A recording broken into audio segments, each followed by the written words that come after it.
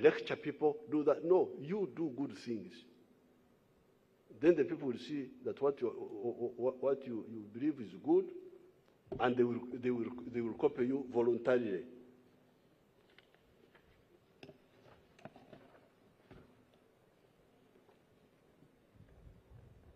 With this posture, the world will be peaceful and the progress will be rapid. The Pope failed to maintain Catholicism over Europe by force, in spite of the wasteful 30 Years' War and the Spanish Armada of 1588. You know, when Henry VIII of UK wanted to marry another woman, and then the Pope tried to dictate, and then there was a split.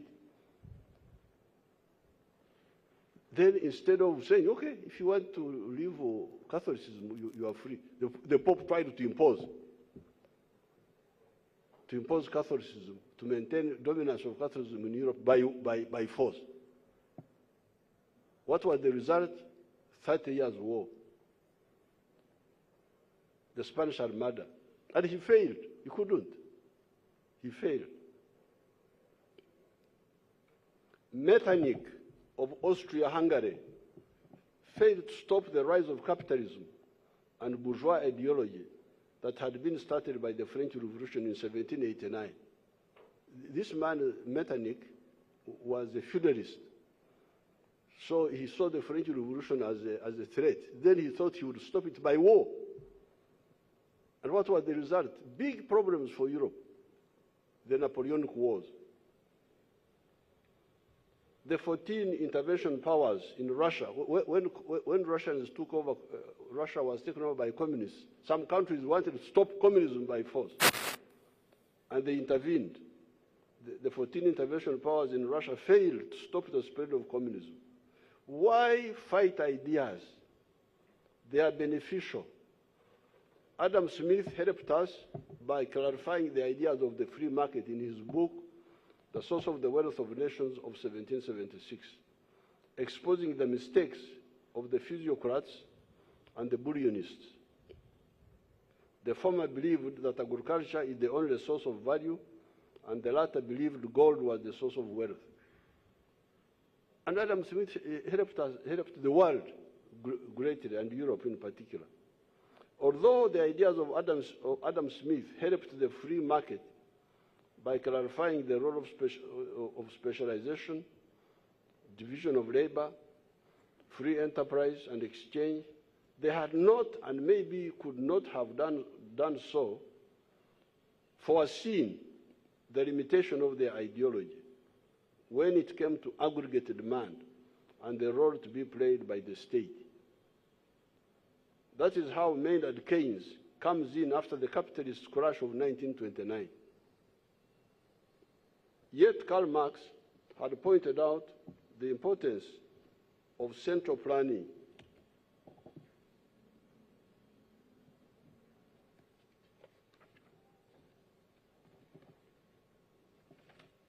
Some years before, in his manifesto of 1848. All these ideas about society, especially wealth creation, add something, although they may overlook something else. We, the calm and greedy and development-minded people, have benefited from all these different and sometimes contradictory ideas. That is how we have been able to turn a very bad situation in Uganda into a positive one. I commend this approach to the Commonwealth, and it is my honor to declare what? Opened? To declare opened yes. the conference. Thank you very much. Thank you so much.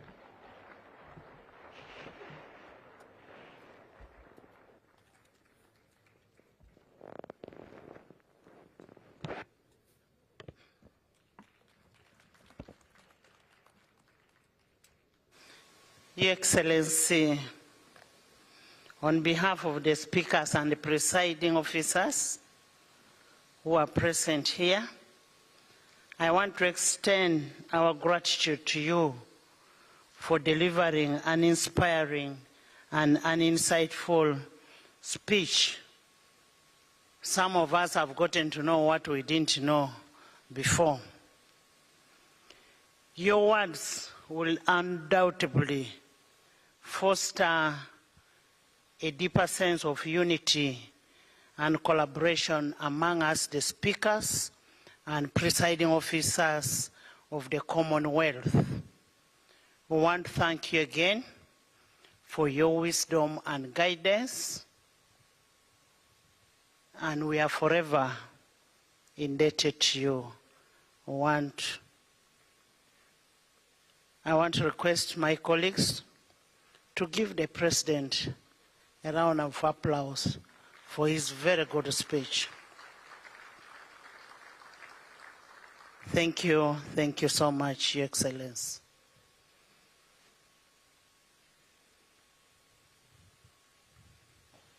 The anthems.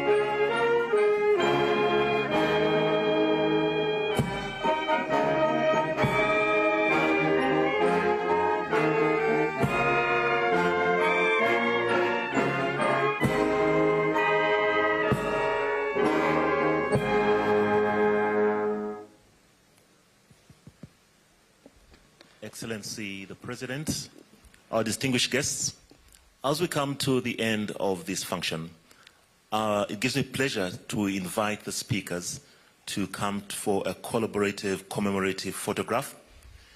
And as we prepare for the photo, we shall kindly ask that His Excellency the President and the Speaker will wait until the speakers are organized on the podium and then join them. So could I invite our distinguished speakers and presiding officers to kindly follow the protocol team as they lead you to the podium for the commemorative photograph. For all the rest of our guests, we kindly ask that you resume, take your seats, and wait until we finish with the photo. And thereafter, we shall invite you to have tea and coffee and lots of entertainment. Thank you very much.